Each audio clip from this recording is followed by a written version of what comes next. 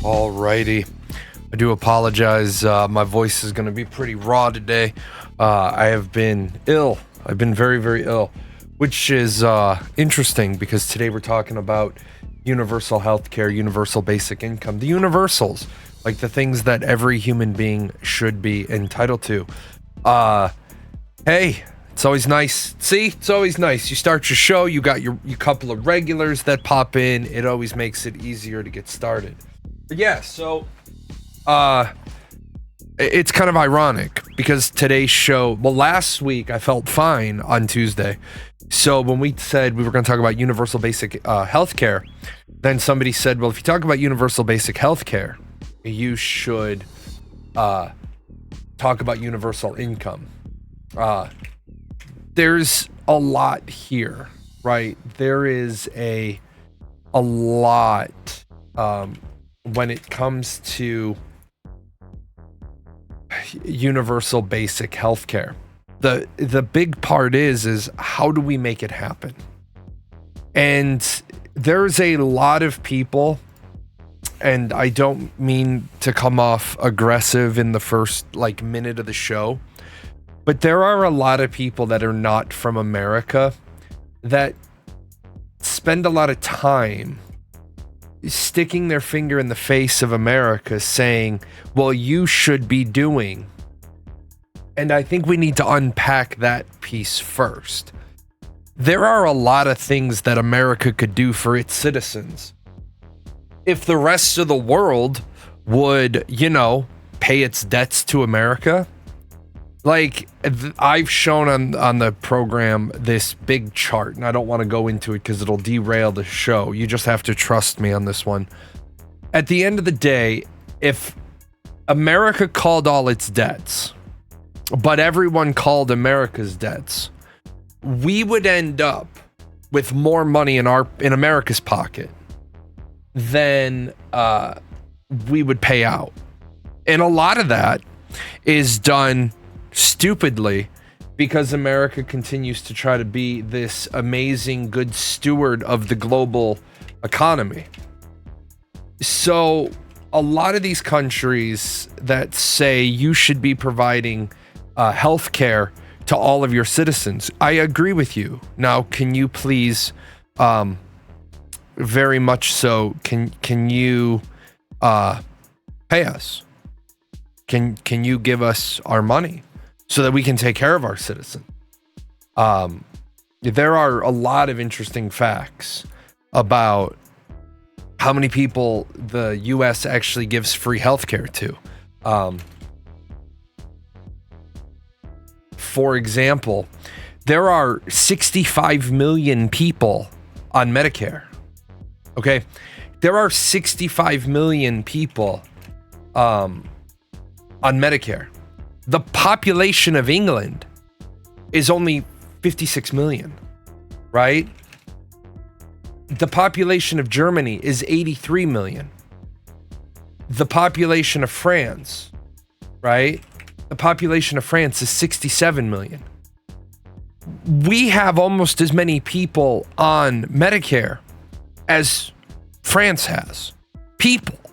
Not just, because I know that European healthcare, and everybody makes this big deal about how great European healthcare is, and European healthcare this, and European healthcare that, and it's fine, it's great, it's glorious, it's wonderful. But now there's 65 million people on Medicare. Now there's another 93 million people on Medicaid. Okay? So that is where the absolutely huge disparity comes in when people think that America is not taking care of its poor, it's sick, it's unhealthy. 93 million people on Medicaid. 65 million people, right, on Medicare. That's 158 million people. That's more than that we have more people on universal healthcare than any European country. The thing is that where this gets really broken is the population of the United States is 330 million people, right? And I apologize. A good creator would have had all these numbers written down on a sheet of paper, but I don't. So you got 65 plus 93. So you got 158 million people, right? That's about half of our population. In fact, I believe the numbers are going to show that that is half of our population. So we've got 158 on healthcare out of 331. It's going to be a little short. That's 47.7% of our population is on free healthcare. Now, that's not including the fact that a ton of people in the United States have private healthcare. And that also doesn't include, and this is a shocking one, we have 9.6 million people on Medicare, on TRICARE. We have another 10 million. So we have 158. So we have 167 million people getting some sort, some shape, form of healthcare from the government. Now, what about all the people that don't have healthcare? Well, there's some people that don't like it when I say this. There's a lot of people that could have healthcare if they could swallow their pride and go down to the county health building and say, I need Medicaid. I need healthcare assistance. So I'm not against the idea of universal basic healthcare. But I think before we can even start to have the conversation about universal basic healthcare, we need to understand where we're starting from. And unfortunately, like I said, a lot of the bullshit rhetoric that goes on when you have Europeans that are inserting themselves into things that they don't understand, right? But then the interesting part is, have you ever noticed the disparity? Europeans will put themselves into the American healthcare discussion. But the moment that you try to turn around and tell the Europeans, yeah, but you pay 60-70% in taxes, they get all like, no, we don't. Well, yeah, you do. You have a 20% VAT. You have a 20% sales tax. We're getting close to that in some places, 10%, 10.5%, but 20% VAT universal across the board, except some of the European countries don't do VAT on basic necessities, food, medicine, certain clothing you pay a lower rate on. Other European countries, it's 20% across the board, no matter what you're buying. So I'm not against. Churches don't pay tax, to my knowledge. Correct. Churches don't pay tax. Churches don't pay tax in the United States. If churches paid tax, and that's a completely different episode, but if churches paid taxes, that would add $2 trillion a year into the budget. Right around the corner from me, if I go 5 minutes in that general direction, there are two churches. One of them has not had any services in over a year. But have they lost their tax exempt status? No. Because they're remodeling the church. Guy makes a ton of money in his private job, but what he's done is he's established himself as a minister. He has a ministry. So his paycheck from his job is tax deductible because he donates 100% of his personal paycheck to his ministry. And then his ministry is set up to take care of his and his family's needs. It's a very dicey way to get out of paying taxes. But lots of people do it. The church right next door to it has service on Sunday, and they do Awana on Wednesday. But that's it. They do one service a week, and they have tax exempt status. If I drive to the courthouse There's another church that does one service a week. And as an ordained minister, I can tell you there are lots of ways to cheat the tax system. But I was just reading an article that said if all the churches in America were all forced to pay their fair share of taxes, it would add $2 trillion a year to the budget, because it's gotten out of control. I'm not sure I would want to qualify that as tax avoidant, but apparently it's legal, so I can't say it's evasion. Yeah, I'm not sure. Yeah, exactly. And that's like Faye Lynn brings up, and unfortunately at my feature chat, it doesn't always work on this account because this account's not partnered. I would say that's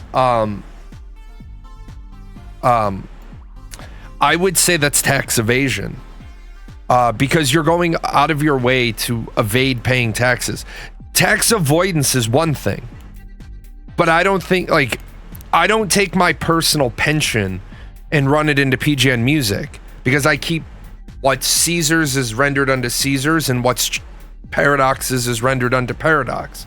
That's why I make very clear the lines of delineation. Like if Paradox could afford it, if the conglomerate known as Paradox Gaming could afford it, I would have a vehicle that I only drive to lectures and meetings.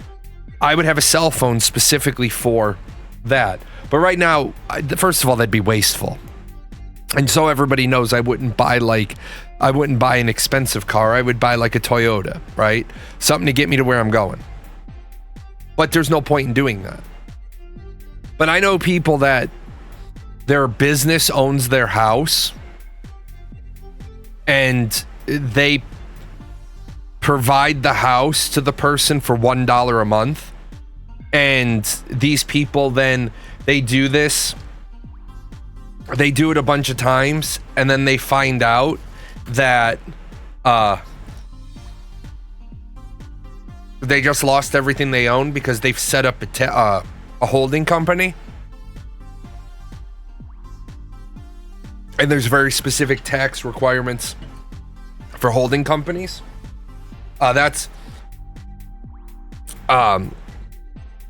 one of the things why I was gone for 10 weeks and I wasn't streaming, because I had to separate my income, because when Donald Trump in 2019, 17, 18, in around that time frame, 19, because I formed the company in 20, he had changed how hobby income worked, and so I had to stop doing it. Carthos says, Wolfagar says, even Scientology has tax exempt status. They do. You don't have to agree with tax. You don't have to agree with Scientology. You don't have to agree with Satanists, devil worshippers. You don't have to agree with their beliefs. But as long as they dot their I's and cross their T's when it comes to maintaining their legitimacy as a religion in the eyes of the law, then they should have tax exempt status. Carthos says tax avoidance to me would be paying taxes on my retirement savings versus paying probably higher taxes when I pull the money out. I'm avoiding paying more taxes by doing something legal, versus evasion, where I'm doing acts not in the spirit of the tax code that may or not be legal in order to cheat the system. Yeah, and that's where some people have said to me, well, Jay, a lot of the stuff you do borders on tax evasion. I say nothing I do borders on tax evasion. I believe in tax avoidance. I believe that if really, really rich people can afford to have a team of accountants, that costs them less. Like, here's my deal with that. Do I think that it's criminal that Amazon paid no taxes? Yes, I do. Yes, I do. But I appreciate Bezos looking at the interviewer who asked him that and said, if you want me to pay taxes, then change the tax law. When Apple the difference there is, I know people hate on Amazon all the time, but I know people that are happy as clams, happy as pigs in shit. They work at the 2 Amazon facility. Well, there's now 4 Amazon facilities here. Amazon put a facility into a dirt poor area. Yes, because they got a huge tax break. No property taxes for like 15 years, right? No taxes, no property taxes for 15 years.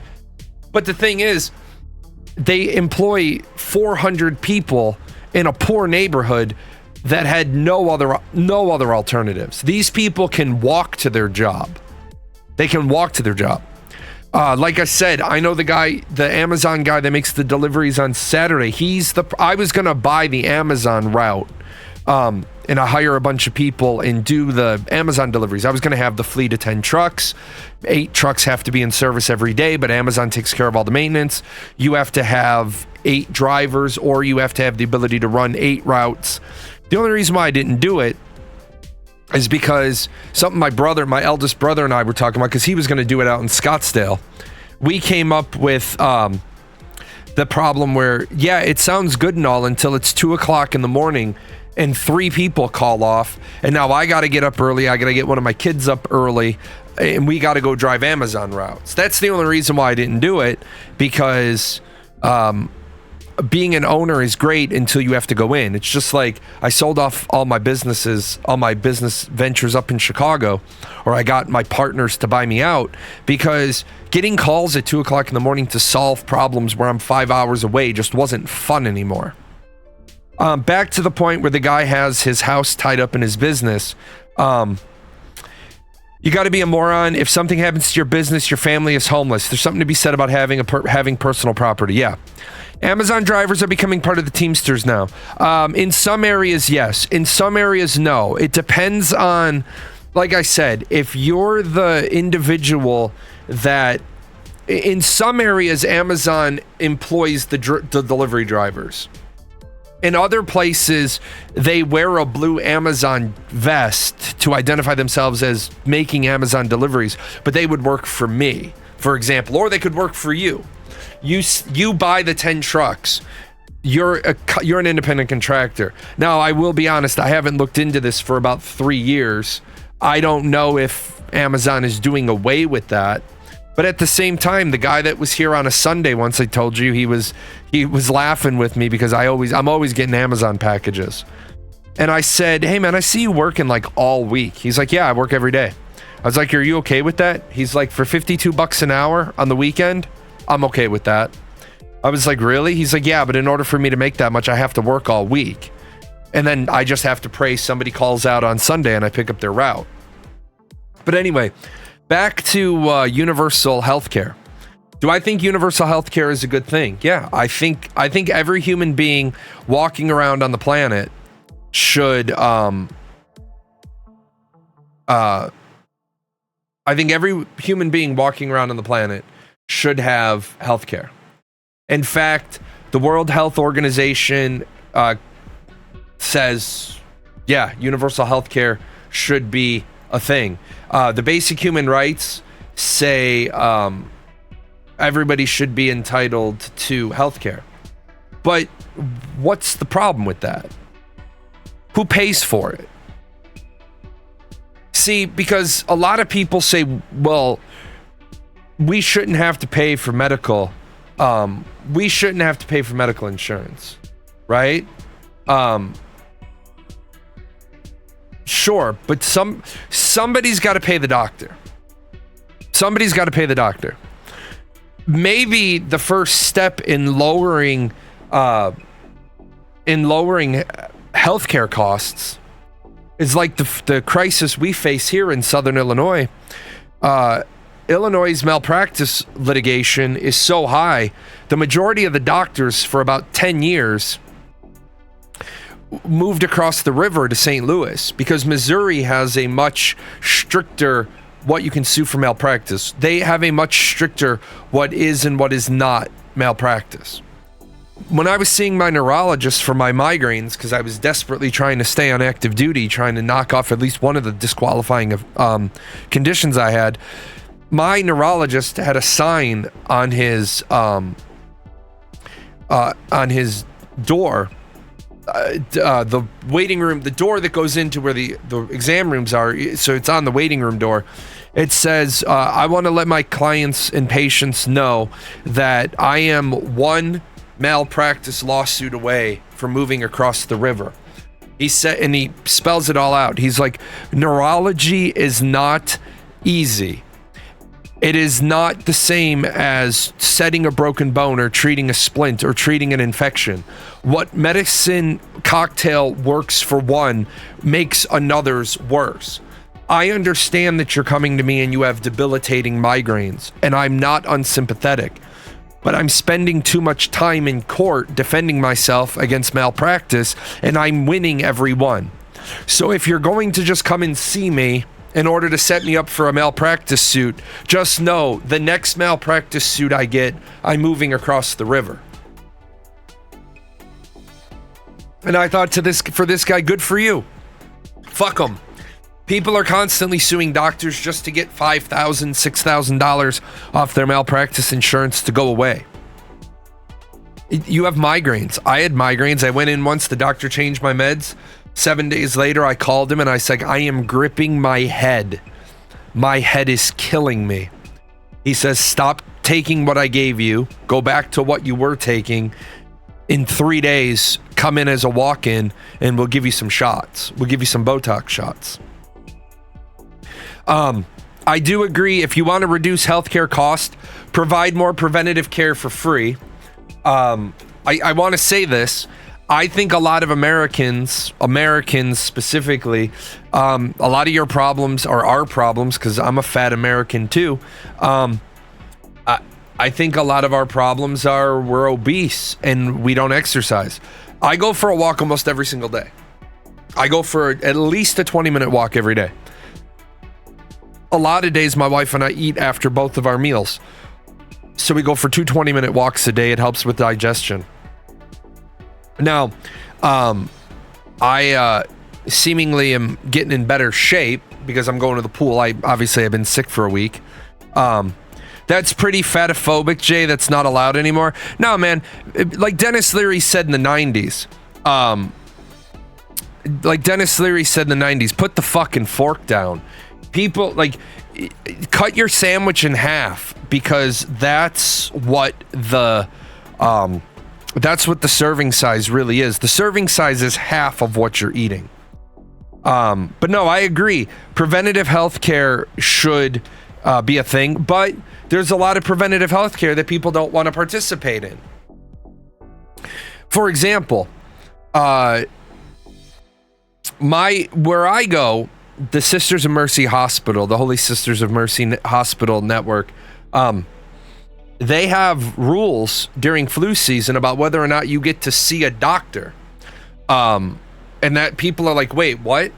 When you, right around August, September, when they have the flu cocktail ready, when you go in for your annual, they say get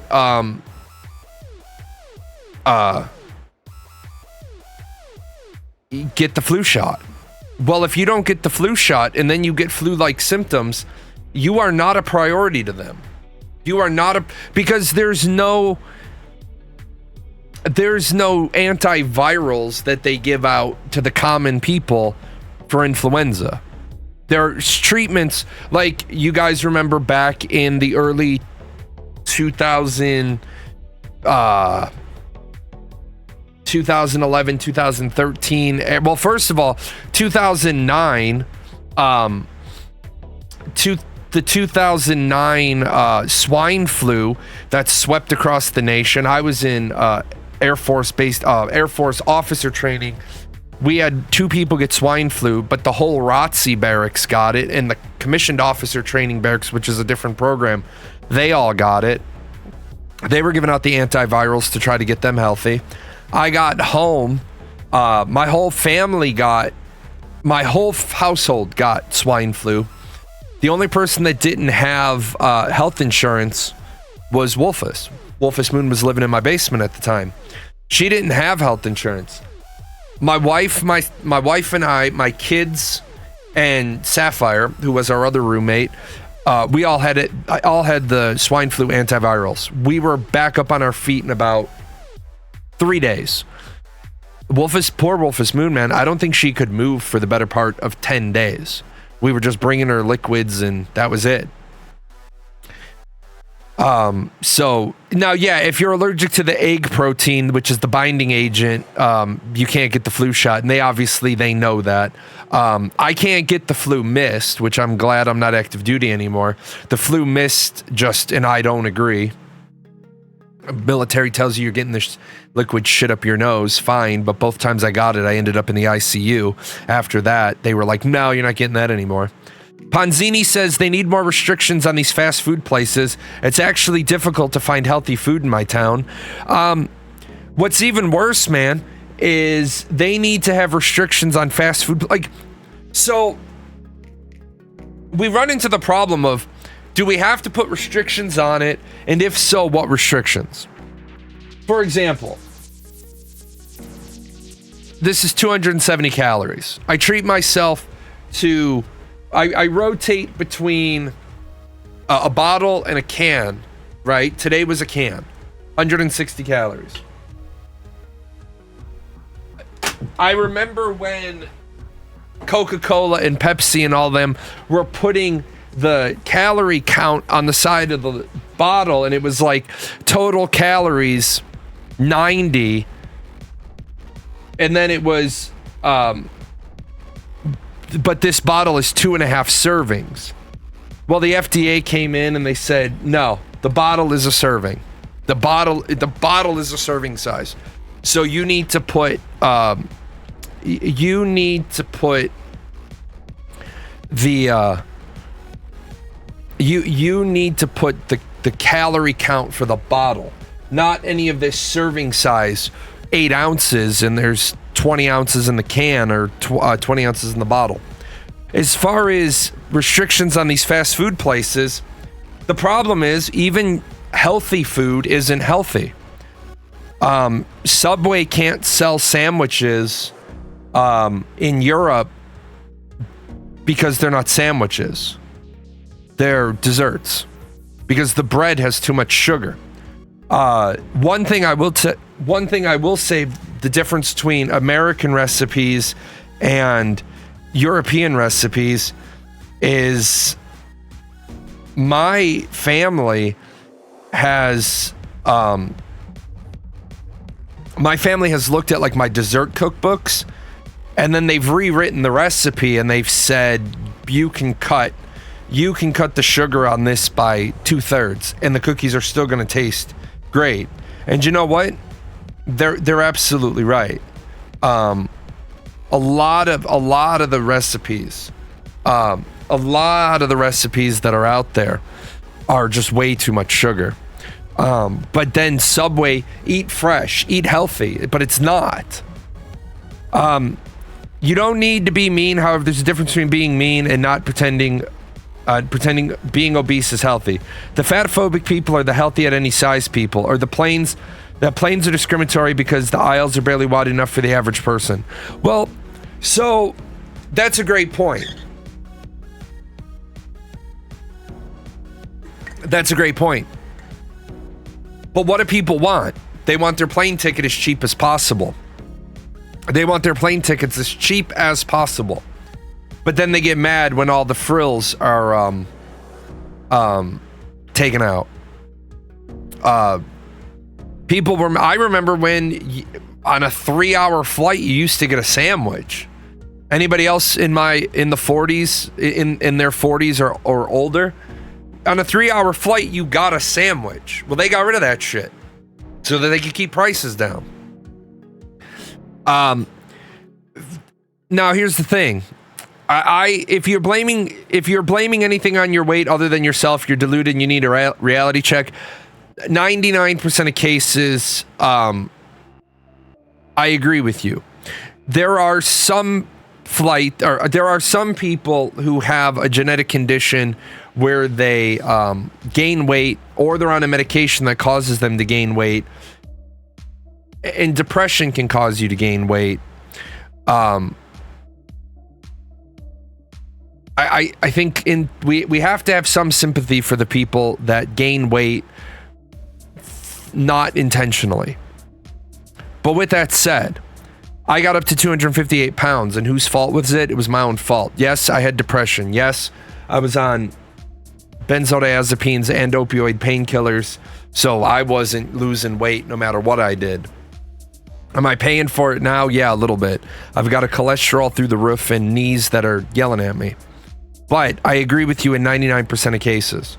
In 99% of cases, people are fat because they want to be fat. Thyroid issues are massive weight control lock. I agree, but I don't. When we're talking about the sheer obesity of America, I don't think the people with bona fide thyroid issues are the majority. I think they're the very, very, very slim minority. You were getting really bad headaches every weekend until I found out it was aspartame and Diet Coke that was causing it. Did you know that aspartame in a plastic bottle, if it's left out in the sun, it starts to change the plastic into wood formaldehyde? You're literally drinking a poison.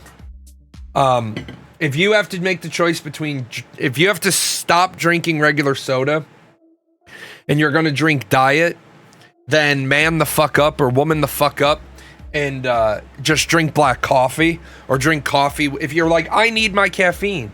I need my caffeine. Fine, take caffeine tablets. If you, and second of all, you'll be off the caffeine addiction in 2 weeks. Just flush your system with water.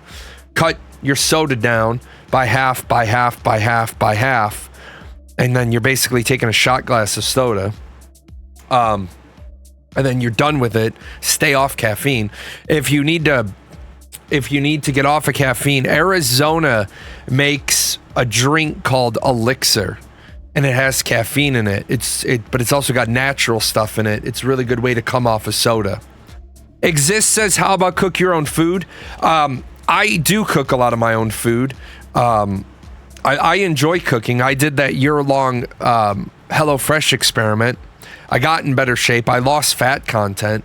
The problem is a lot of people don't have the ability to cook their own food. Well, let me back that up. That's another, since we're on preventatives, that's another bullshit thing. You have time to cook your own food. You have time to meal prep. You just don't want to. That's really what it is. You just don't want to. You could meal prep. You just don't want to. And then again, we talk about this consumerism. Why would McDonald's has chicken sandwiches now, but they're not amazingly healthy. They're better than a burger. Yeah, there are food deserts out there where you literally can't get healthy food. Or you can't afford. The sad part is sometimes you can't afford to cook the healthy food. I have run into that with people on a fixed budget. They can't, they can get 2 McChickens and a small fry for $2.98. 2 McChickens and a small fry, or shit, a large fry. 2 McChickens and a large fry is a lot of food for $2.98. Yeah, they got rid of salads from McDonald's not long ago because people weren't eating them. They got rid of the good chicken wraps from McDonald's a long time ago because people weren't eating them. And that's consumerism. They get rid of the stuff that people don't eat. Which is why you don't act like a prick to them, but regardless of extenuating circumstances, their weight isn't healthy and more resources should be made available to assist them to lose the weight, not accommodate or pretend their circumstances makes obesity magically good for them. Oh no. I mean, so my thing is that we didn't fly a lot when we had the little ones. We were the kind of parents that believed when we had itty bitty babies, we stay our asses at home. But when we did have to fly, we looked at it from a budget perspective. How long's this flight? Okay, she can sit on my lap. That way we don't have to pay for an extra seat. But if I have to pay for a seat for a 2-year-old and you're 600 pounds, yeah, by God, you need to buy 2 seats. If you need to eat fast food, at least walk or exercise in any way possible. That's back to that preventative thing. Yeah, one of the things I tell people is if you want to just add steps, when you get to work, park in the farthest spot away from the door and just walk. It's going to add a couple of hundred steps. Then when at the end of the day and you're leaving, that's going to add a couple of hundred steps. And those are the things. See, I don't like the fact that at a doctor's office, at a doctor's appointment, doctors can't be real with you. My doctor was my friend before they kicked me off the base because they don't see retirees anymore. I went in I got out of the military at 208. And well, let me back that up. When I got told I was being medically retired, I was 197. So I started eating cheesecake and drinking soda again. By the time I retired, I left on my exiting physical at 208. About 6 months later, I had gotten up to 228. And my doctor, who was a friend of mine, said, dude, you're a fat fuck. You've got all the preconditions for blood clots in your legs. Your legs hurt because you're not walking. Well, of course, my depression didn't get any better, and they changed my meds, and I got up to 258. And you know, when I got to 258, I said, I'm not going to be alive long enough to see my grandkids grow up and go to college. So I didn't expect preferential treatment. I started walking a little bit. I started cutting out shit food. I've been as low as 190. They changed my meds. I went back up to 208. I'm back up a little higher now, but that's okay because I'm higher weight, less body fat. So I'm adding muscle mass from all the working out, and that's just a natural chop. But how many people don't know that? How many people get discouraged because they're working out, they're walking, they're doing that, all the things they're supposed to do, and they're not losing weight? Because we don't have bod pods available everywhere. Most people don't know what their body fat percentage is. So when we talk about universal health care, to bring it back around now, I think that like most things in the world, we're expecting people to have good health, but we're not giving them any of the tools they need to be healthy. Most people don't understand what healthy looks like. Just like growing up, all this bad shit got put into your head. Like, most of you know, most of the people that grew up in the 80s and the 90s, they were always expecting tornadoes. They were expecting forest fires to be rampant. Now, maybe if some of those millennials had been to our Smokey the Bear stuff, they wouldn't be setting off as many forest fires. But you also knew what to do if you got skunked. Like we were all these fucking commercials and magazines and stuff. We knew how to treat being skunked with tomato juice, right? With that said, we don't teach people about health. We just don't. We don't do it. You will never out exercise a shitty diet. You can wipe out a 5-mile run in one snack. Yeah. Serving sizes aren't suggestions. Yeah. It's certainly better than not. Honestly, let me say this. And this is coming from a person who has been to numerous classes of being told what's wrong with my weight and what's wrong with my food, but also as somebody who at one point in my life, I was sub 5% body fat. If you have to make a choice between eating healthy and working out, eat healthy. Period. Yeah, lost 60 pounds doing zero exercise. The thing is, if you want it, all you got to do is figure out your body weight, figure out your caloric need, and come in under that every day. But here's the thing that a lot of people fuck up in their training. And I'm just going to make up some marginal numbers here, right? So, hold on, I won't make up marginal numbers. I'm going to look up calories required for my body weight. So I am a 43-year-old male that is this weight. So I can take in 2,800 calories a day. My body needs 2,800 calories a day for me to stay at this body weight, right? If I just come in at 2,300 calories a day, right? I will lose a pound a week. I will lose a pound a week if I come in at 2,300 calories. The problem is what people start doing. How tall am I? I'm 5'11". What people start doing is they do the calorie calculator, right? And the calorie calculator, and I'll throw it in chat, like everything else, it's for the people that aren't outside of the normal deviation. But what people start doing is it's 2,800 calories. That's not 2,800 calories plus however many I burn working out. When you work out, those calories are above and beyond calories that help you lose more weight. So I got to be at 2,300 calories a day. That's all I'm allowed to eat. If I walk and I burn 200 calories, I don't get to eat 2,500. No, that's not how that works. Because now when I'm working out, when I'm walking, my body changes and its needs changes. And what I changed from glucose to glycogen, and I do my muscle exchange, all of that comes into play. Like Cartho said, you need to have a good diet. If I'm on I want to lose a pound a week, I got to be at 2,300 calories a day or less, period. And then if I walk, that's just gravy. You might not lose weight going too far into the minimum too. You want to be in that range. Yeah, this site I actually like, because this site says the extreme weight loss is 1862.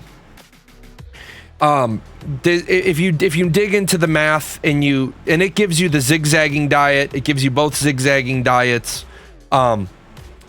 The trick to that is I have to take in 1,800 calories a day. I have to take in that much, period, right? I know people that go on these crash diets and they're like, I'm going to take in 1,400 calories a day and that's half of what I need. And your body's going to say, nope, I'm going to go into starvation mode, but I'm taking in 1,400 calories. Yeah, but and that's the bullshit that we teach people. And that's why people don't know anything about their healthcare. Because I'm taking in 1,400 calories and a balanced diet is recommended 2,000 calories. Yeah, but you need 2,800. So you can't take in 1,400 calories. Your body is literally starving, saying, what the fuck?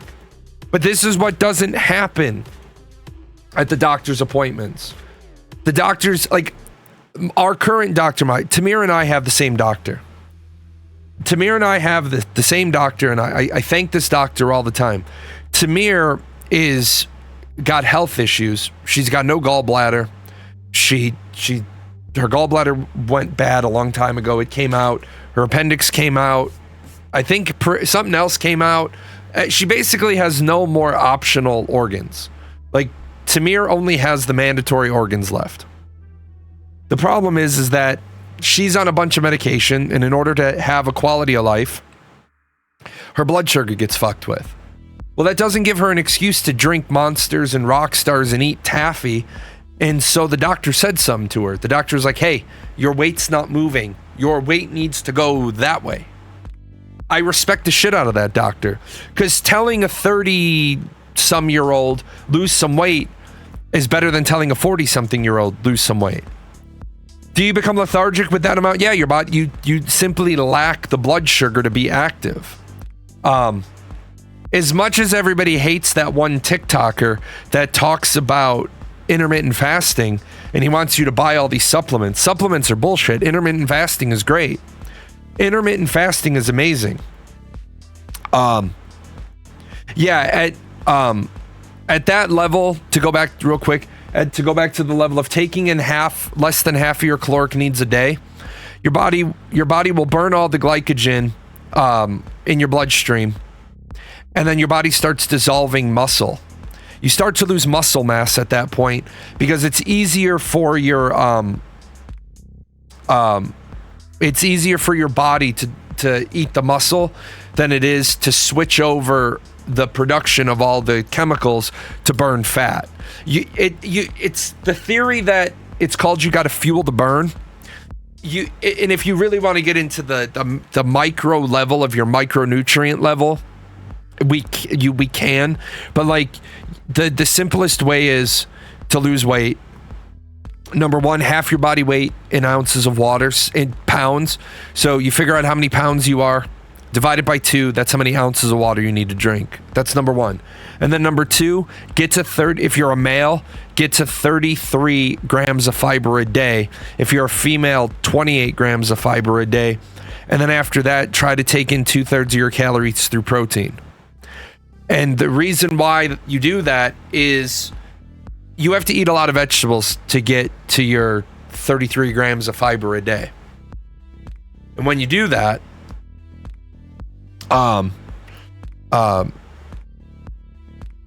when you do that, you're going to be full because you will have eaten broccoli and carrots and apples. Apples aren't great for you, but now and then they are. Potatoes. You're just not going to eat a lot, and then you fill in the rest with protein. Health at any size isn't an excuse to behave you want. It's a medical directive that tells doctors they need to be encouraging all their patients to think about being healthy and acting healthy, no matter how much they weigh. Healthy at every size is an approach to public health that seeks to de-emphasize weight loss as a health goal and reduce the stigma towards people who are overweight. No, that's bullshit. Here, I'm going to help you out real quick. I'm going to help you out. That's all bullshit. That's all bullshit about giving a fuck how people feel. It's like, we were in a meeting once, right? We were in a meeting in the military, and they were talking about health and health and health and health and the health standards and the PT standards and health and health and health. And one of the lieutenants, who was a friend of mine, asked a general, a fucking general, asked him this question. Said, may I ask a question about clothing sales? And the general said, yeah, why? The person said, if the maximum weight size that's a passing score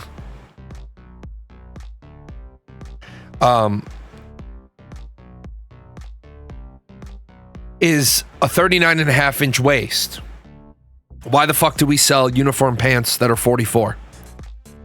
And you know what? That was a damn fine question. Why, if the maximum waist size you can be and not auto-fail your PT test is 39.5, why are we selling 44-inch waist pants? There's no reason to. It was a great question. This healthy at every size bullshit is it gives a fuck about people's feelings.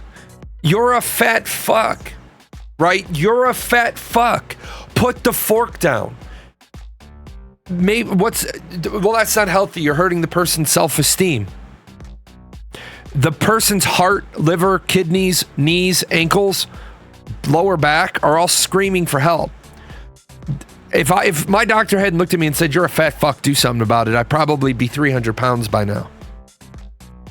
I get that people's feelings matter, but at the same time, bringing it back now to universal health care, I think that your doctor should, in fact, tell you you're overweight. You are overweight. Period. When you get to obesity, you are obese. Do something about it. Fix it. Fix it. I'll see you in 3 months. Because, yeah, fat people make all of our health costs rise. You're absolutely right. Because being heavy, being overweight, being obese causes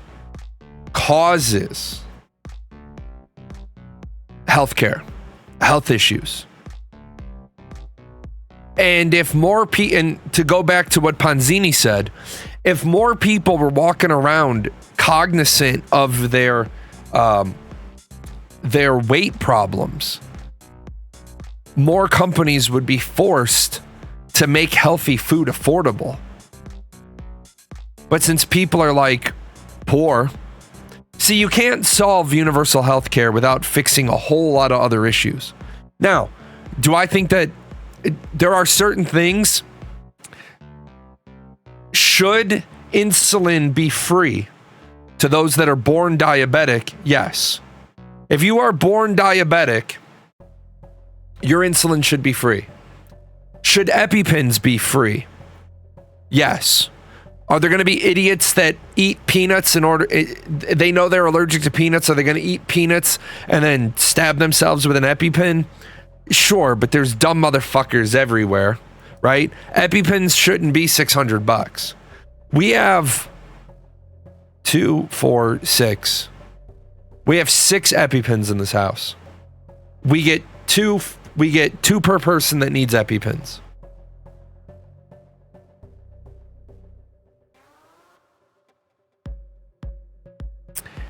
EpiPens, if I didn't have TRICARE, no joke, if I didn't have TRICARE, we would have 1 EpiPen in the house. We would have 1 at the high school, 1 at the grammar school.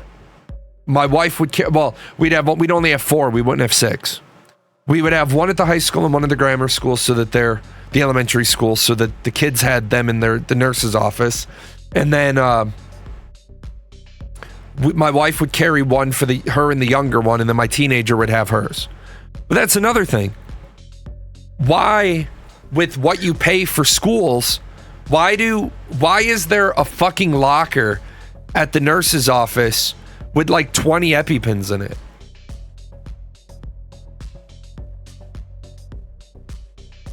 Why are we wasting all of those resources?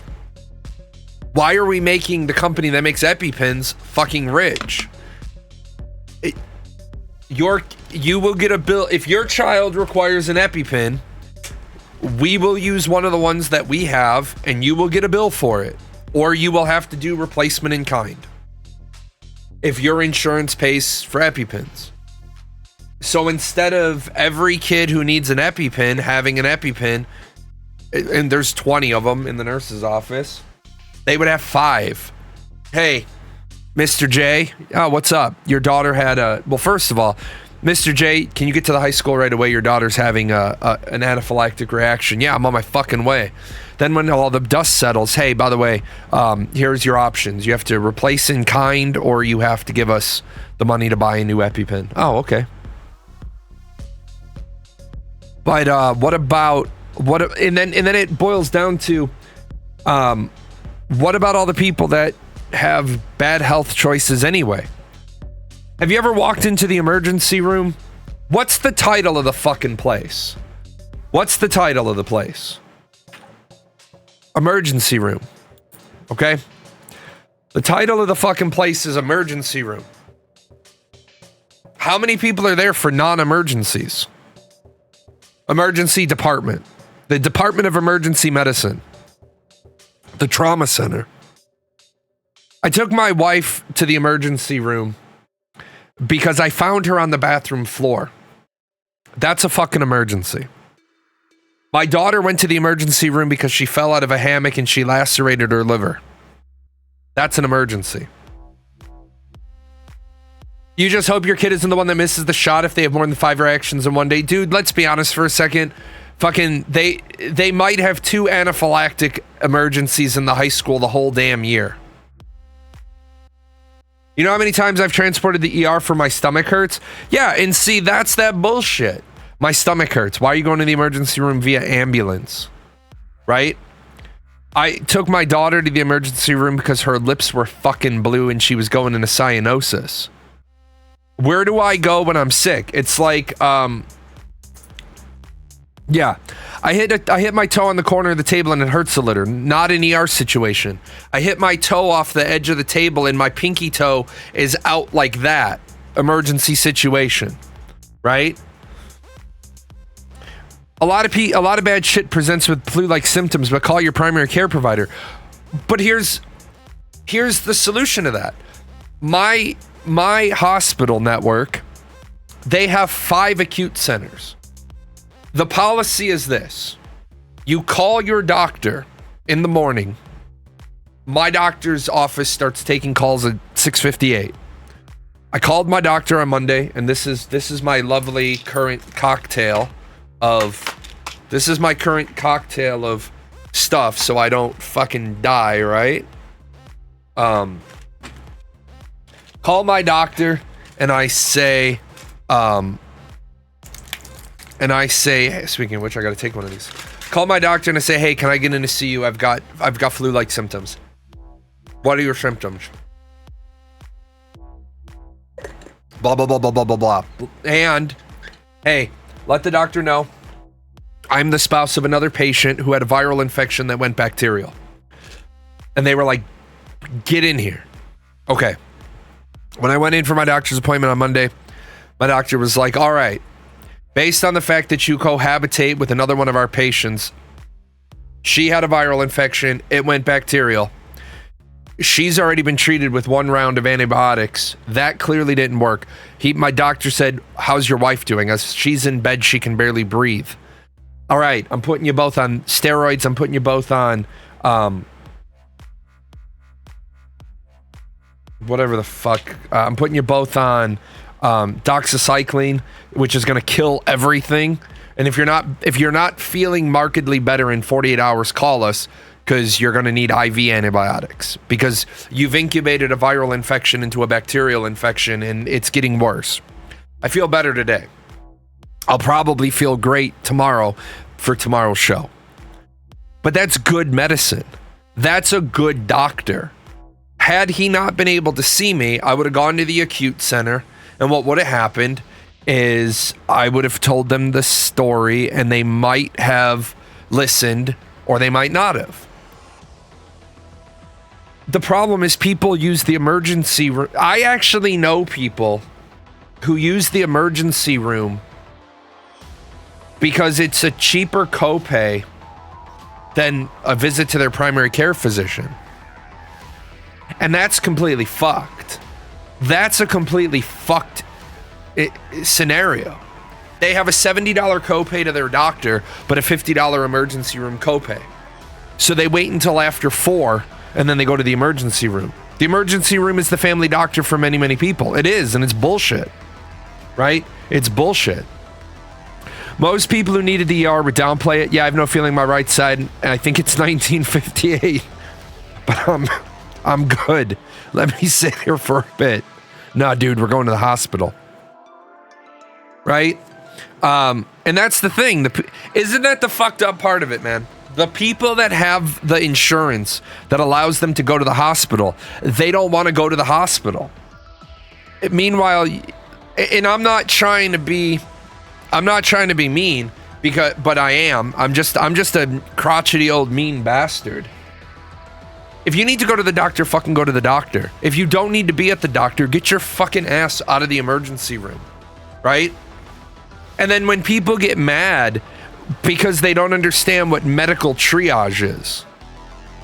I brought my wife into the I brought my daughter into, let me use that story. I brought my daughter into the emergency room and she had lacerated a finger down to the bone. I could see the fucking bone. So she was bleeding profusely. I had it wrapped up. It was elevated. We were trying to slow down the bleeding because she was bleeding quite a bit. I walked into the emergency room with her hand, like I was holding her hand up. I was compressing it. And the nurse saw me walking in and she says, what's going on? I said, deep laceration to the bone. The nurse was like, to the bone? Yeah. The nurse was like, don't let go. I've got my daughter. They're like, don't let go. They took my daughter's other hand, put the little pulse ox thing on it. Obviously my daughter was scared. I walked straight back to a treatment room. I walked straight back. There was no stop at the desk. There was no insurance cards bullshit. We're walking right back. Once they got another person, they said, okay, we're going to switch. We switched. And then they're like, sir, there's a sink in the hallway if you'd like to wash up. It's my daughter's blood. I'm not too concerned about it, but I'll go wash up, right? The mobile x-ray machine was there in about 3 minutes to make sure there was no metal or shards or anything in the wound. And the doctor was there in about 6 minutes, stitching her up. While we're walking out, then we had to go and do our insurance card thing. It wasn't a big fucking deal. I actually had somebody say to me, it's not fair just because you're wearing a military uniform that you get to just walk in and they take you right away. The fuck? The fuck is your problem? We've been waiting here for 2 hours. I'm sorry. I don't see blood. my son's just not feeling well. Yeah, that's cool. My daughter might have lost a finger. That's called medical triage. It also helps that on my uniform, I had a medical cross. Most people thought I was a doctor. I wasn't. I just had a medical cross because I fixed medical equipment. But that's the issue with poverty and high medical costs. You shouldn't need to decide between hospital visits or affording rent. Okay, so let's get into the universal basic income and the hospital visit thing, right? I'm going to help you out here. There is nobody walking around right now. There is not one motherfucker walking around right now anywhere in this country. There is nobody walking around in this country who bona fidely is choosing between hospital visits and rent. It's bullshit. It's bullshit. It's bullshit. It's political fucking bullshit. Because as I started off on the show, as I started off and I said, we're going to talk about some numbers, right? We are going to talk about some numbers. There are 93 million people in this country on Medicaid. I'm going to give you a fucking real world. I don't care if she gets embarrassed because I bring it up or not. She's my learning example. Wolfus Moon was constantly talking about needing to see a doctor, needing to see a doctor, needing to see a doctor. I said, there's nothing I can do for you. Paradox doesn't have a medical program. I don't make enough money to get insurance for anybody. Like, my family gets insurance, right? I got tired of hearing it. She was sick all the fucking time. Has a horrible diet, doesn't work out, doesn't exercise. There's a correlation there. I printed out the form and I said, call this number. She called the number. She got Medicaid. It's most people that are giving you that bullshit sob story where I have to choose between rent in the hospital or rent in a doctor. It's because their pride gets in the way. I don't know, man. I never ran into a person who was dying and said, don't help me. It costs too much. I need to pay my rent. See, what pisses me off is and I apologize for the halls, but I gotta have it. At the end of the day, there is a very, very small cross-section of people who get caught up in the bureaucracy of everything. The little girl, see, I've educated myself on the availability of healthcare after meeting the little girl who lost 4 toes on her foot because mom got evicted because mom couldn't pay the rent. They didn't have enough gas to run the car overnight, and the kid got frostbite on a foot. But even those people weren't taking advantage of all the programs that are there. If you tell the hospital that you can't pay your bill, you would be amazed at how much stuff they just scratch off your bill. I don't know where these... well, I know where they come from. They come from sensationalist fucking... they come from the sensationalist bullshit media who only want to report small things. Much of the population is already on some kind of free healthcare. That is why I wonder why not just go the whole way and simplify it. Because it wouldn't simplify it. It wouldn't simplify it. The problem is doctors want to get paid. And there are people who have made bullshit statements like teachers and doctors should make the same amount of money. Bullshit. No, they shouldn't. Teachers, first of all, are teachers underpaid? Yes, we're not going to go down that rabbit hole. Are teachers underpaid? Yes, they are. But there is a difference between spending 4 years in school and getting a degree that allows you to teach and spending 6 years plus internship plus residency plus rotation to be able to practice medicine. If becoming a teacher was as stringent as becoming a doctor, then you should make that kind of money. Don't know about the US, but if a parent here calls a certain number and says they have a kid, they will be taken care of that night until a more permanent solution can be found.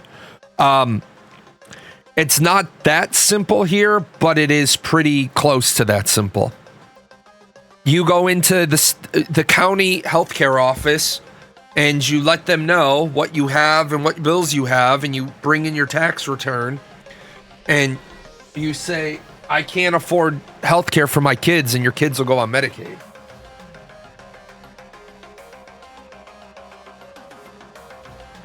So, but here's the problem with socialist medicine, socialized medicine.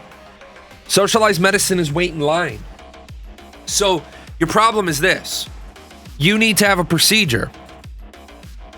Well, you think that everybody gets medical care is going to follow anything other than first in, first out? A woman died in a Canadian emergency room. A woman died in a Canadian emergency room. She was there for 7 hours and she died because she didn't triage high enough to get seen. And then by the time they got around to her, she was dead. The problem is, if everybody gets treated, and there's the video on my YouTube channel where we talk about fair and equal. What's the difference between fair and equal? Equal is everybody gets the same. Fair is everybody gets what they need or deserve. If I walk into the hospital right now, well, let me back that up. If I need to see a doctor right now, I'll just go to a private clinic. If I needed to be seen right now, and we have another COVID, we have COVID-23, and emergency rooms are filling up left and right, I'll just call the private clinic and say, yeah, I need to be seen. And they'll say, yeah. Your payment method? Credit card? I can afford it. Is that fair? No. But what do rich people in Europe do? What do rich people in Canada do? They come to the US because they can buy their way into a surgery. Hey, I need a surgery. It's 5 weeks waiting time. I'm going to build a whole new wing to your hospital. We'll see you tomorrow. And why shouldn't it be that way? Why shouldn't it be that way? Because now you've just built a wing. You've built a children's wing. My child needs whatever. My child needs whatever. Oh no, people from Europe come to America because they literally can just pay cash and get seen because the hospitals love cash because they don't have to deal with an insurance company. Yeah, I need to be seen. Now, when it comes, they're not buying their way to the top of heart transplants and shit. That still has to go through all the paperwork. But the whole point of universal basic income. Do I think that everybody deserves to be the king of their own castle? Yeah, if their castle's a small ass apartment. See, I teach at night, Wednesday nights, Thursday nights, and Saturday nights. And I see a lot of people that have really, really, really shitty views of the world. They have really, really, really, really shitty views of the world. Because their belief is, I owe them something. I had a client say to me, you owe me because I pay you. I said, you don't pay me. You pay the organization. The organization takes a cut of that, a very big cut, the lion's share, if you will. And then I get a flat rate. I said, no, I'm okay with the flat rate that I get because I negotiated my flat rate. I don't care about my flat rate. But don't come in here and say I owe you shit. And they're like, well, you're well off and this, that, and the other. I said, yeah, and I'm trying to help you, but it's like dragging people kicking and screaming.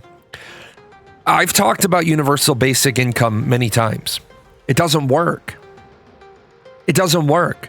Because right now, again, America is too big for a singular universal minimum wage. Let's just take New York City, San Diego, and my hometown. $15 an hour doesn't do shit for you in New York City. But guess what? If you want to live in New York City, you want to live in the city, then get a job that opens up that door. I can't afford to live in San Diego, and I'm accomplished. I'm moving down to Ocala, Florida in about 8 years. Assuming Florida doesn't, die. assuming the rest of the United States doesn't kick Florida out, I can afford to do that. There are people who are like, well, my parents bought a house for $100,000 and now it's worth $600,000. Welcome to fucking economics. You want to buy a house for cheap and have it gain value? Go buy a house in a new area. For example, I bought my house in 2016. I bought my house in 2016 for $175. I paid $175 for a 3,000 square foot, 4-bedroom, 2.5 bath house with a nice yard. Not big enough to put a pool in. I mean, I could put a pool in, but I paid $175,000. My house right now is appraising at $245. That is an absolutely huge increase in whatever, 7 years. That's insanity.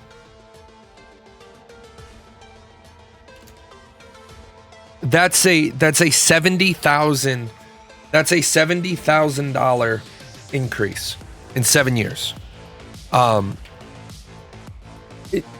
thing is that my house is going to appraise for even more, and there's going to be a window of opportunity for me to sell my place. It all depends on what other developments happen here.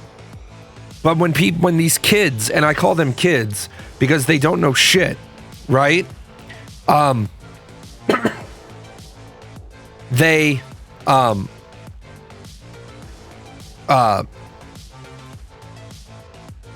say, well, I have the right to buy a house in my parents' neighborhood. Like, what right do you have to do that? It is from inflation, but it's crazy how my grandparents bought beachfront property in Santa Barbara with 3 kids while my grandma was a stay-at-home and my grandpa was a baker. Well, yeah, because it was a different time, a different era. And that's the problem. But as I've said, the universal basic income is a great idea, but what's the magic number? No, see, and the problem is, and I'm not trying to be insulting to anybody, I'm just a condescending prick. Most of you don't understand economics enough to begin to understand the accordion effect. Raise the minimum wage and it fixes the problems for 3 years until the value of money catches up. Because everybody says, how does raising the minimum wage affect my life? But what they forget to realize is raising the minimum wage affects everybody's life. It's the real quick example. The real quick example of that. Let me see if I can make this happen.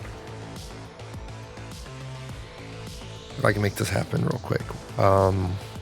Without crashing anything. Okay, so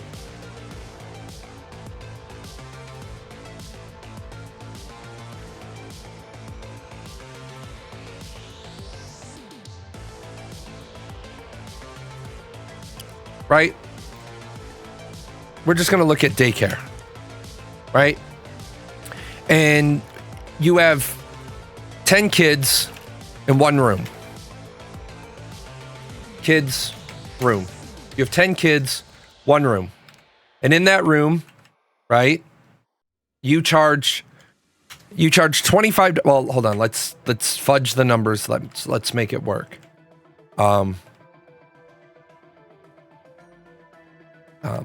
Hours pay. 40 hours a week, and the person's making $11 an hour, right? And we're not even taking overhead into account. So you've got your teacher, right? We're not taking anything else into account. So you have 10 kids. You have 10 kids in the classroom. The teacher makes $440. So you do 440 divided by 10. And so that's $44 per kid. And this is where nobody wants to talk about the simple economics of raising minimum wage. Teacher's still going to work 40 hours a week. But now we're going to suddenly say they get $15 an hour. Well, that's $160 increase. So what's going to happen up here is now It's $60 per kid.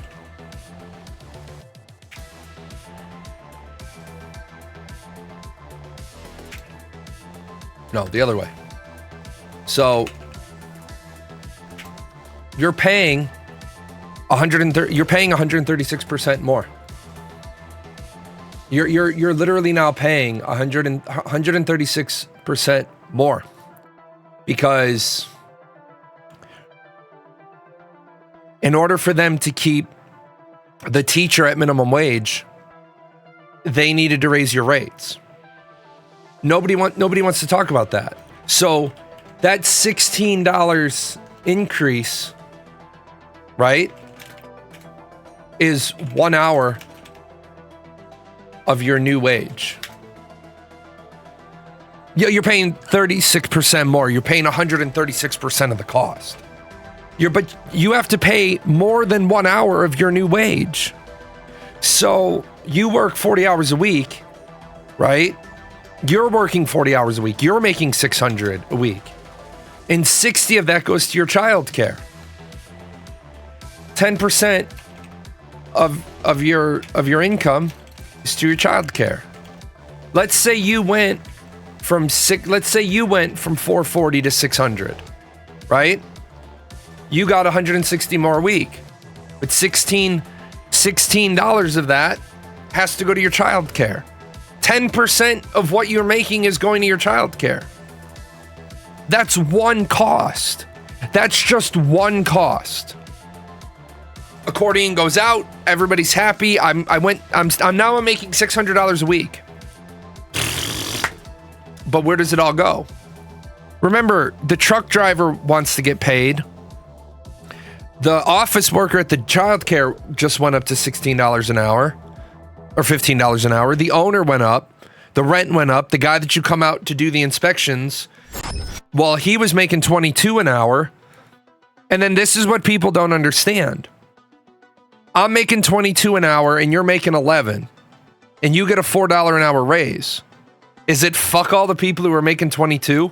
Suddenly, and that's what people don't get. And it's so frustrating.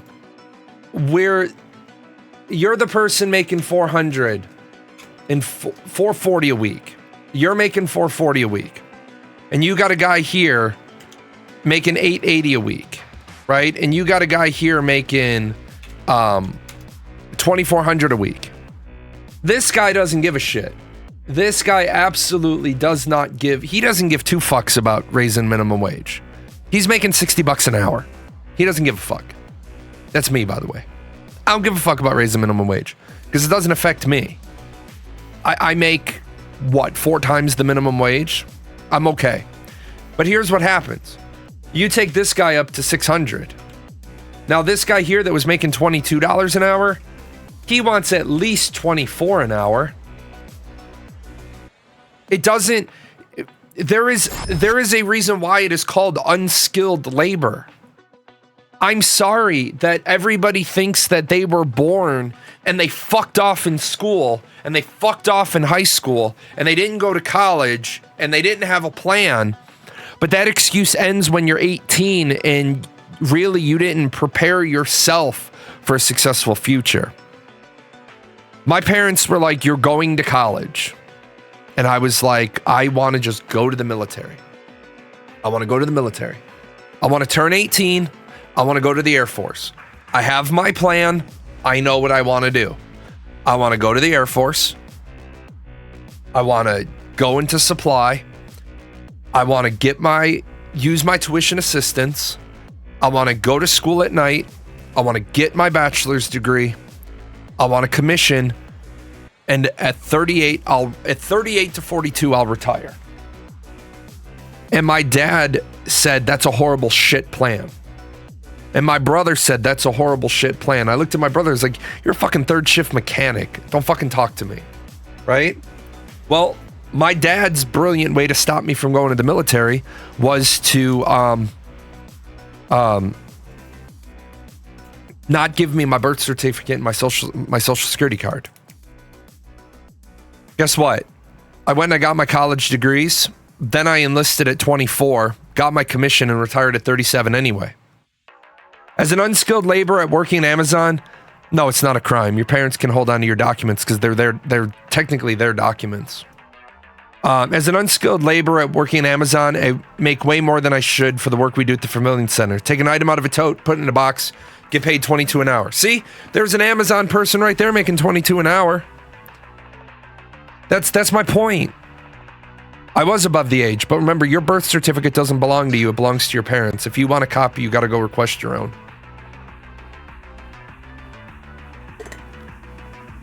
The social security card was probably mine. Yeah, the social security card was probably mine. They probably legally needed to turn that over to me. But no. So the problem is, Amazon worker making $22 an hour admitting that they're overpaid.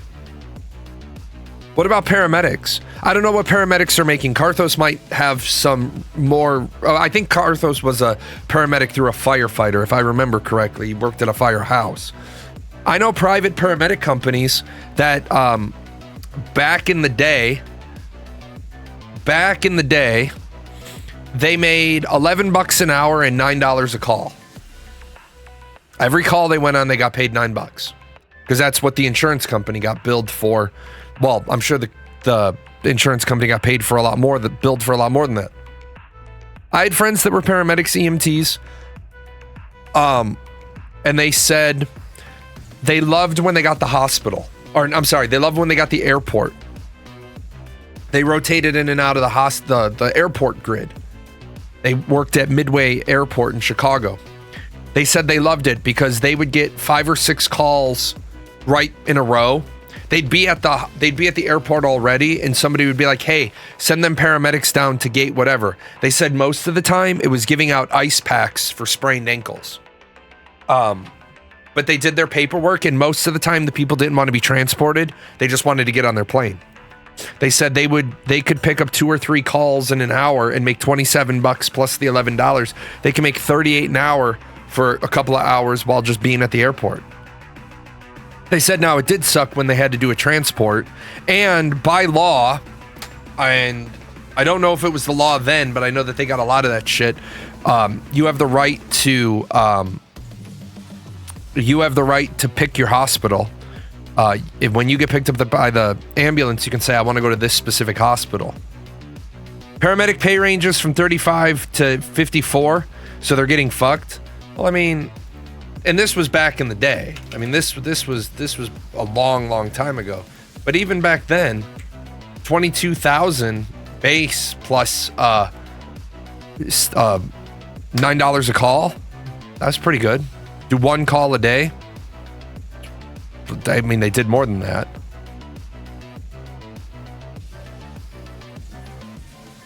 You make less as an assistant project manager? Yeah, so let's talk about that though. How do you decide what somebody's worth? How do you decide and it's like I've taught this show how you know what you're worth. You take all the bills that you need, you take all the bills that you have, add on all the bills that you want, and add on 40%, and that's how much you need to be making. So if you want to live a $40,000 a year life, you got to get a $40,000 a year job. Whatever they may or may not be worth in another situation, they're never worth more than they demand from you. I mean, true. That's I had to remind somebody today. They weren't happy with me. They called me. Or they sent me an email and said, "I need to talk to you." And I said, "I'm busy." And they're like, "What, we pay you?" And I said, "Yeah, I'm an independent contractor. If you want to talk to me outside of my contracted hours, I'm busy today." They said, "Well, we sent you a message yesterday before the close of business." I said, I don't do business with you on Mondays. I do business with you on Wednesdays, Thursdays, Fridays, and Saturdays. That's all you pay me for. And the person called me today. I told them I would make an exception and they could call me between 9 and noon. And they said, well, we can't do that. I said, well, that's the only times today I have to talk to you, between 9 and noon. I said, otherwise, the contracted hours that you pay me for begin at 1 o'clock tomorrow. You can call me then. Well, they called me and they said, hey, first of all, what's up with you being obstinate? I said, I'm not being obstinate. You don't pay me for Sundays, Mondays, and Tuesdays. Add in a billable hours clause where they contact you outside hours. It's X amount. The problem is that then they'll just contact me and pay me, and I know what I'm worth, and it's not worth it getting. I don't want phone calls. Shit, I could put $180 in there, and then it would probably cost me the overall contract. I could say when you call me outside of the normal contracted hours, it's $60 for the hour. So have an hour's worth of discussion ready for me. But I don't really want them calling me. That's not what I want. I want to do what I agreed to do, right? I want to do what I agreed to do. But they were mad about the way I wrote something. And I was like, okay, well, it's exactly the same way as I've written everything else that you've ever wanted from me. And they said, well, we wanted this one to be a little bit different. Well, where the fuck did you tell me that? See, that's the problem. When it comes to people saying, I want to make X amount of money, you're unskilled labor. Put the lotion on your skin or else you get the hose again. That's essentially what you are. It's like this. Walmart doesn't have fucking cashiers anymore. I don't order shit from Walmart other than groceries, and I pick those up in the back. I don't go into Walmart. I've told Walmart, you lost a customer because I don't want to have to do self-checkout because self-checkout is fucking bullshit. I go to Lowe's now. They don't have fucking cashiers. Lowe's doesn't. My Lowe's doesn't.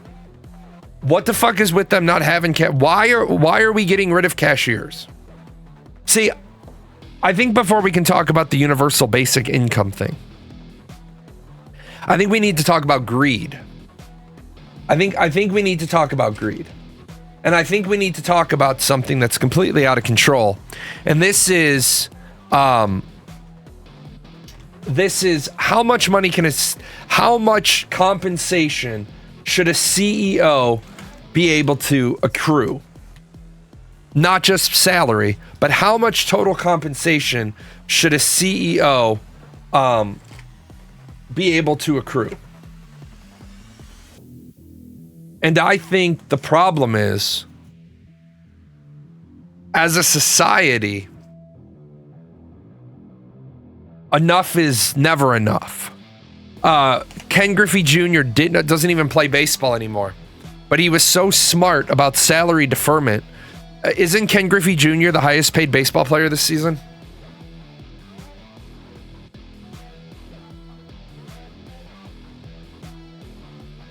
I believe it's Ken Griffey Jr. But you gotta do some. Oh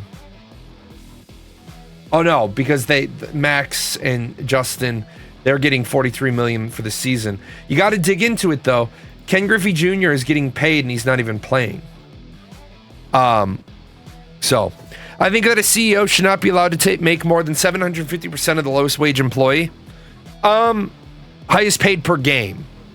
There it is. Thank you. I think that a CEO should not be allowed to make more than 750% of the lowest wage employee. So, how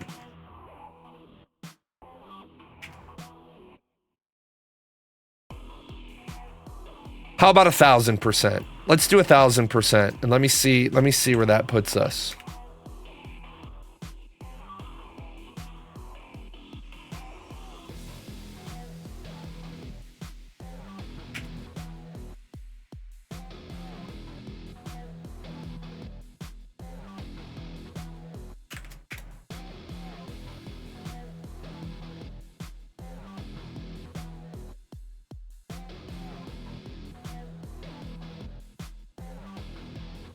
I hate Excel with all the passion of 1,000 dying stars. I prefer Google Sheets.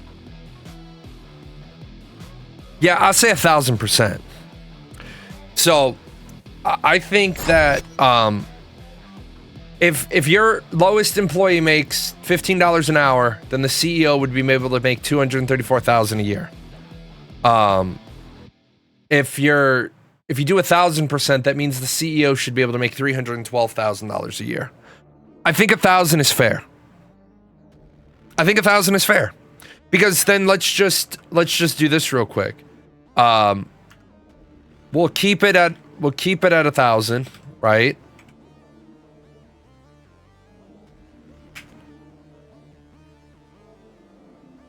And then so the CEO wants to make more money, right? Yeah. You want to make $1 million a year? Let's say this. We raised the minimum wage at our place from $15 to $18 an hour. Now you're making $374. You get your people making $25 an hour. Now you're making $520,000 an hour, or $520,000 a year. I would not, and we might have to play with the numbers, right? We might have to play with the numbers a little bit. I'm not sure. And this is another one of those really, really harsh things. I get that a lot of people are angry about CEOs making all this money, but there are so many nuanced circumstances. Some CEOs are major shareholders in the company. And so when you start hearing like CEO compensation, well, that might not be true.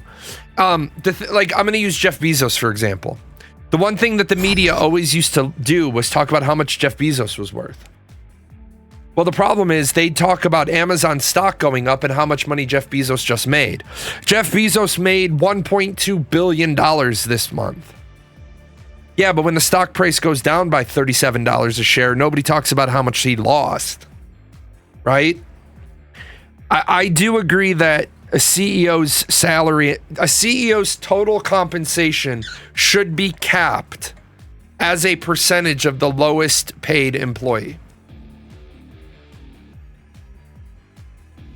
And I think that should apply to everybody other than very specialized roles at a company.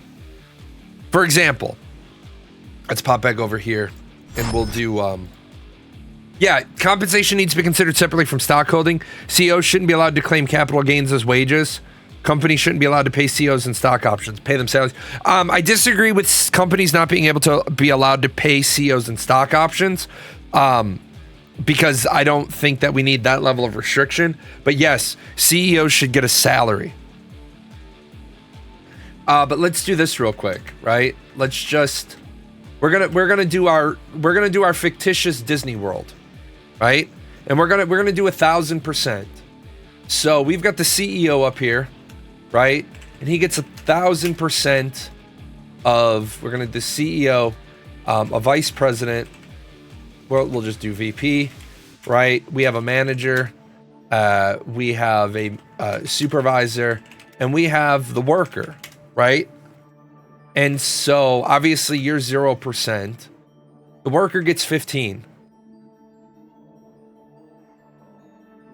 250 and 100%. So if the worker makes $15 an hour, then that means a supervisor can't make more than $18.75. That should have been $125. Which also means that a manager can't make more than $37 an hour, right? Which means the vice president can't make more than $75 an hour, which means the CEO can't make more than $150 an hour. Now, why do I think that that's more fair than setting up a universal living wage? Well, because this might work for the area that you're in. So we take this, and I totally hate Excel. I've switched over to Google Sheets, paid special formulas, right? Paste special. I'm gonna want to. Why do you do that?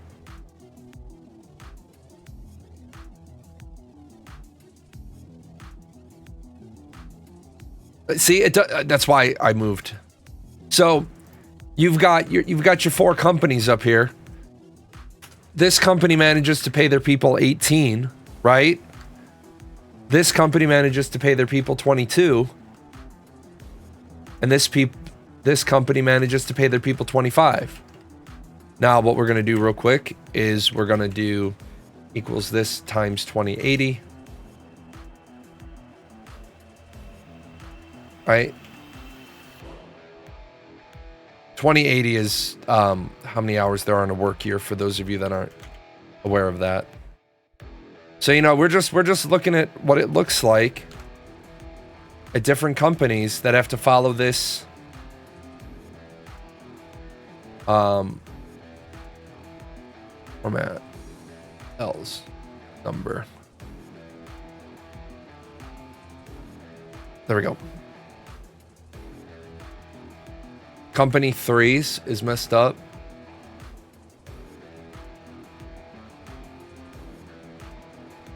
Yeah, it is.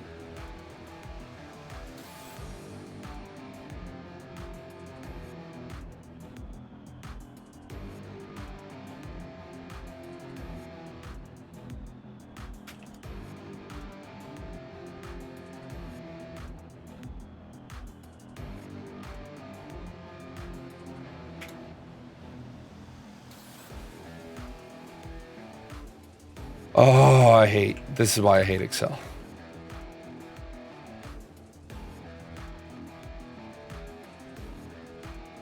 There you go. So you have your company, you follow these new rules, and basically the guy at the top wants to make more money, then everybody else has to make more money.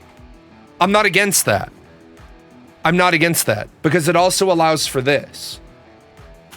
It allows for you to have a small company that can only afford to pay its workers $11 an hour that are willing to take that $11 an hour.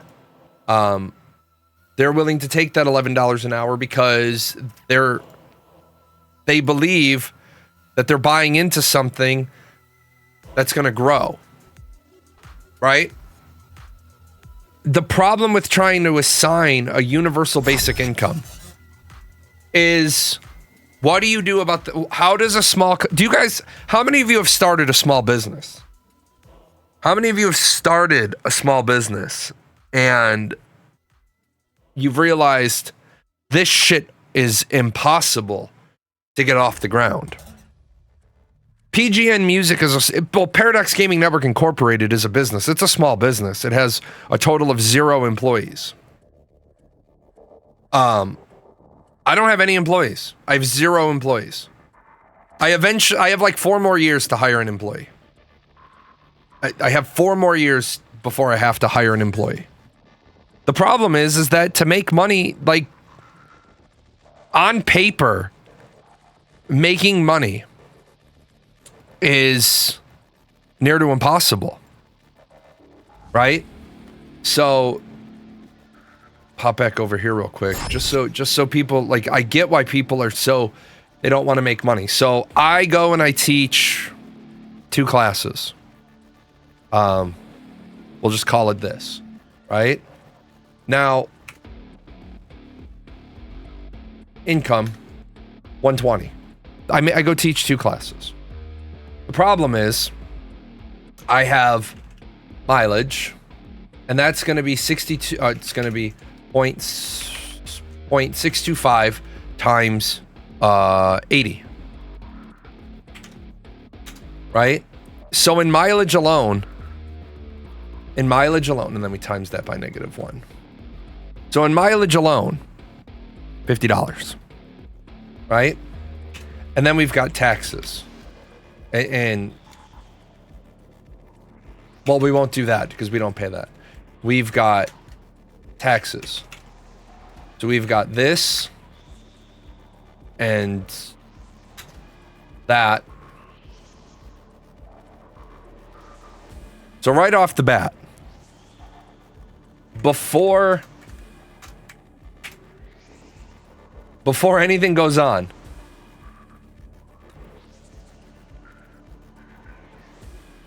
that's out of $120.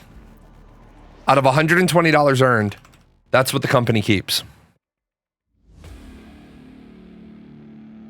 because the mileage is a cost.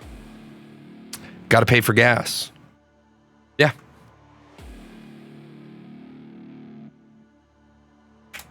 %28.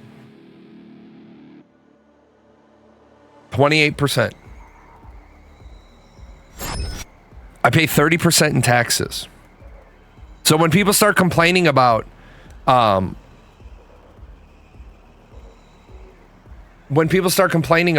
companies should pay their taxes, I agree, companies should pay their taxes. The accrual method of accounting is the reason why nobody knows where any of the money is. It's like Disney lost $300 million on Galactic Star Cruiser. They'll spread that out over years because they're spreading things out over years from other things, right? Income gets deferred over years so they can pay less taxes. Losses gets spread over years. Depreciation this, depreciation that. We've created this bullshit math system. Why not? And that's Jay, what does this have to do with universal income? Well, it has everything to do with universal income. What if companies had to run in the cash method? Sears Roebuck and Company wouldn't have gone broke and pensions wouldn't have been lost. United Steel, American Steel wouldn't have gone under and pensions lost. Because then those companies would have known this is what we have to pay. This is what we have to pay.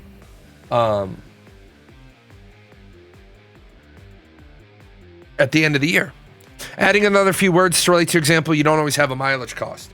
No, you don't always have a mileage cost. I was using my specific example of why, so people understand. When I go out of my way, to drive somewhere to teach a class, it sounds like a great idea, except it's really not, because the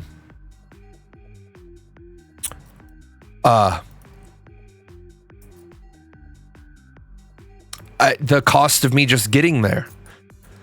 Why can a company fuck up and be allowed to take that out of taxes? Well, if I fuck up on something, I can't go, sorry, I won't pay my taxes this year. Well, first of all, you can, if you own your own business, because that's called an operating loss. Yeah, you can do things like for an investment loss. I don't want to go too far down this rabbit hole because I never like to talk personal financing, but case in point, I have 2 stocks and I need to draw money out. And one stock has made a shit ton of money and another stock has lost a bunch of money. Well, I can't afford to sell the stock that's lost a bunch of money because I've lost a bunch of money. But I want to take the money out of this stock because this stock's made a bunch of money. Well, what I can do is I lost 20,000 on this stock. I made 50,000 on this stock. Let me get out of this stock that I've lost 20,000 on. Let me get out of this stock that I've made 50,000 on, but I didn't make 50,000. I only made 30,000 because I'm taking the loss of my 20,000 against my gain of 50,000. Now I only pay taxes on the 30,000 that remains. Individuals can do this too, but most individuals aren't dealing with large enough sums of money to make it worthwhile. It's just like a lot of people do stupid shit, like they day trade and they move stock around and they're like, oh, I made 6%. Let me sell that stock. I've only held it for 3 months. Okay, but you're paying short-term capital gains on that. You're not making any money. That 6% isn't enough money to pay the taxes. So you're going to make nothing. But most people don't know that because their next door neighbors, dog walkers, massage therapists, pool boy gave them some financial advice on how to get rich quick. But he's a fucking pool boy, right? Back to universal income. I don't know what a universal income is because people don't do universal work. Minimum viable income. What does that mean? Well, if you're looking for 3 hots and a cot, if you're looking for a minimum lifestyle, join the military. My problem is I don't want to entertain, like, I don't want to entertain the thoughts of giving people more money in minimum wage. Because what the fuck happened the last time in this country? What happened the last time we started talking about what was best for the people? Well, everybody shopped at Walmart because it was cheaper. Everybody shopped at Farmore. Most of you aren't even old enough to remember Farmore. Farmore was an entire Walmart designed around the cheap pharmacy. Well, Walgreens wasn't putting up with that shit. So what'd Walgreens do? An established drugstore. What'd they do? They lowered their prices. What did Osco do, which was an established drugstore? They lowered the prices. Why? Because they wanted to put Farmore out of business. If your selling point was movie rentals and pharmacy, Blockbuster certainly didn't want to have to deal with you. The problem is everybody talks that good shit. Everybody talks that good shit. Do what's best for your local economy. Fuck the local economy. If I gotta buy 10 things, I go to Walmart. I place an order on Walmart for pickup. If I gotta buy 10 things, I go to where it's cheaper for me. Because at 10 things, I can go to Walmart, and what I spend in gas, I make more than double in savings. If I gotta buy eggs, I go to Tom's Market. I go to the market in town for eggs. Why? Because time. Time is valuable. If I gotta buy one part, I go to Ace Hardware in town and pay 300% what I would than I would at Lowe's. I gotta buy something expensive, I drive to Lowe's. Why? Because it's what's good for the consumer. See, that's the problem with people talking about, I deserve more money. Motherfucker, you can't even get the fucking cheese on the cheeseburger and you think you get $15 an hour? No shit, McDonald's invested in McRobot. McRobot can make 100 burgers in a minute. You can't. The problem is, society is just spinning down the drain and going swirly. Speaking of Walmart, Walmart is pulling out of Chicago, wasn't making enough money and too many thefts. Yep. Walmart is pulling out of inner city Chicago because people are just stealing from it. I wrote a paper back in 1999. I said we were going to have a civil war by 2050. Your cat fell in the pool. Nice. I wrote a paper back in 1999 that this country was going to have a civil war by 2050. Excuse me.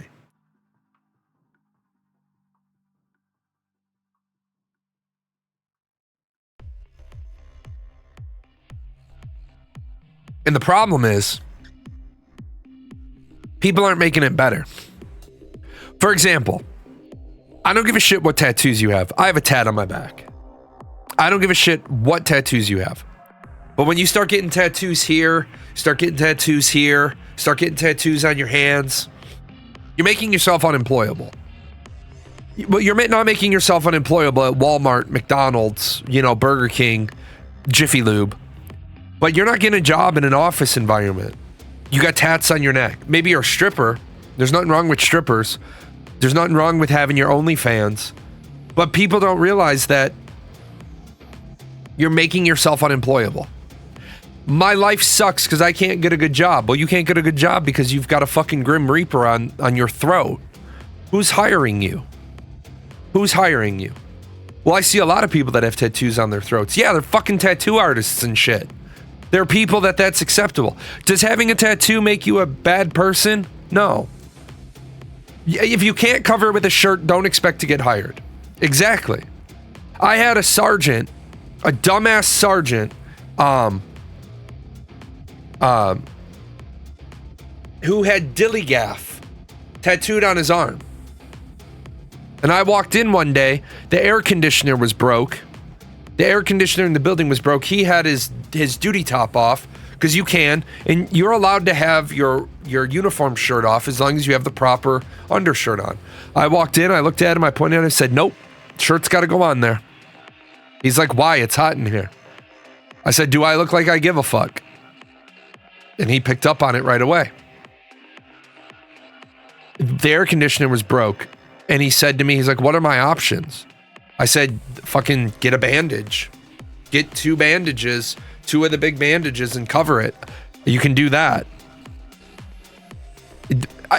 There are tattoos that are acceptable, but dilly gaff, you're not wearing dilly gaff.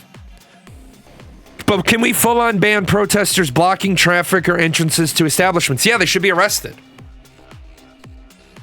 They should be fucking arrested on the spot. Here's the thing. You have the right to peaceably assemble for redress of grievances. Right?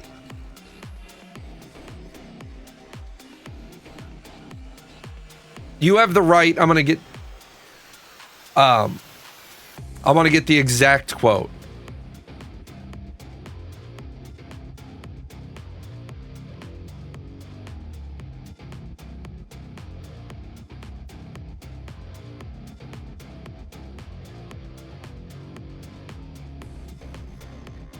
The exact quote: Congress shall make no law respecting an establishment of religion or prohibiting its free exercise.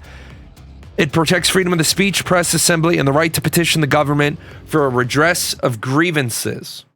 Right? That's not the actual text. I want the actual text. Congress shall make no law respecting an establishment of religion or prohibiting the free exercise thereof, or abridging the freedom of speech, or of the press, or of the right of people to peaceably to assemble and to petition the government for a redress of grievances. Right? So, you're blocking an establishment. That's not First Amendment protected activity. And when you're blocking Beaverville Big Titty Bar because you don't like the fact that you've got a topless bar in your town, and you turn around and say, well, this is my First Amendment right. Well, what about their First Amendment right to legally get the permit to have a topless bar, which your elected officials allowed them to have? And now you're trying to say your First Amendment right protects this activity. You can't protest Beaverville and the Big Titty Topless Bar because they're not the government. They can't give you a redress of grievances. What you can go do is you can go protest at City Hall, but you can't protest outside this business. You can't block traffic because blocking traffic isn't being peaceably assembled. They're actually blocking my ability of free passage. Yes, they are. There's a big problem right now with the Hollywood writers' strike. And they're mad that several studios have what's known as a gray gate. It's a gate that the protesters can't block. My thing with that is, maybe if you stopped writing bullshit, horrible fucking scripts, right? The Writers Union, the Writers Association of Hollywood is saying, we deserve more compensation. Half the shit you write sucks. Half the shit you write is garbage, right? Now they're taking shots at Jenna Ortega because she, in an interview, said how she rewrote a lot of her dialogue and she rewrote a lot of her lines. Good. That's the fucking role of a character.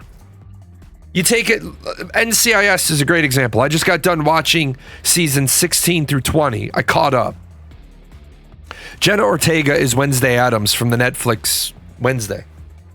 She's also in Scream 6.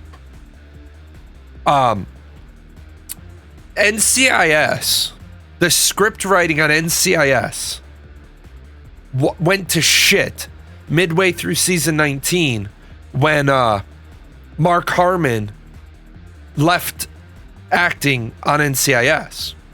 Season 20 was garbage because you no longer have Mark Harmon there as an actor and an executive producer.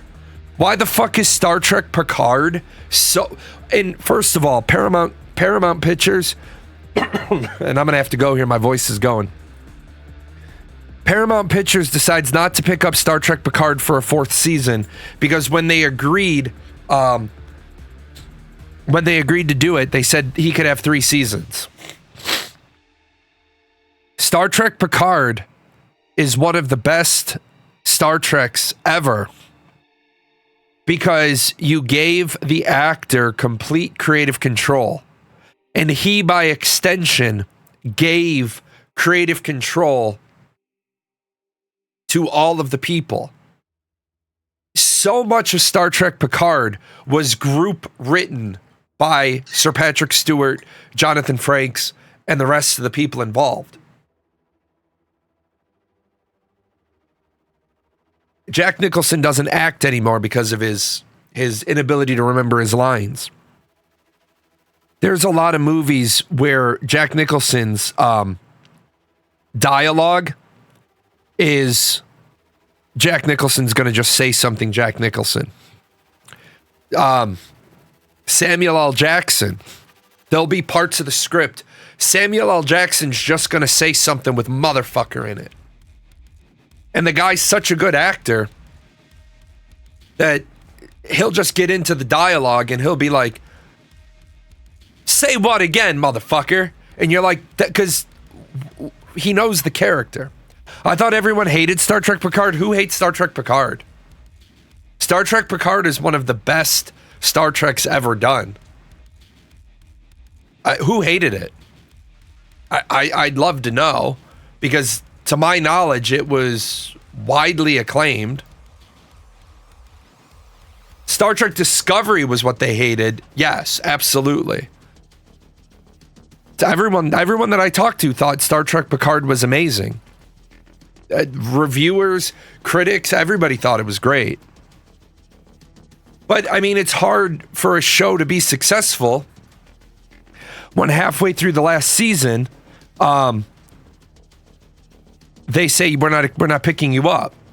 Well, that automatically has the stench of death. It's just like Jon Snow. Where are we at with Jon Snow? 3 days ago, the season 1 trailer came out. If you haven't seen it,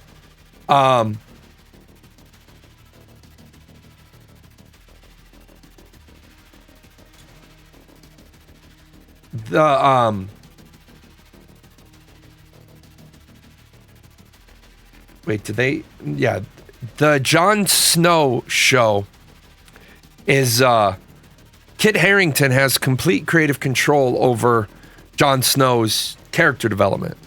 Well, that's going to be good, right?